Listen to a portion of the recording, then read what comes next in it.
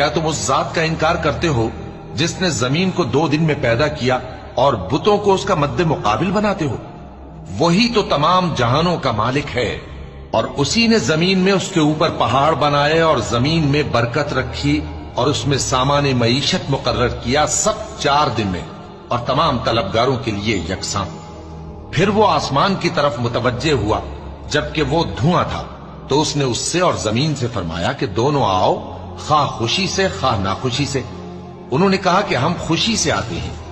پھر اس نے 2 دن میں 7 آسمان بنائے اور ہر آسمان میں اس کے کام کا حکم بھیجا، اور ہم نے آسمان دنیا کو چراغوں یعنی ستاروں سے سجایا اور شیطانوں سے محفوظ رکھا۔ یہ اسی زبردست باخبر کے مقرر کیے ہوئے اندازے ہیں۔ پھر اگر یہ منہ پھیر لیں تو کہہ دو کہ میں تم کو ایسی چنگھاڑ کے عذاب سے آگاہ کرتا ہوں جیسے عاد اور سمود پر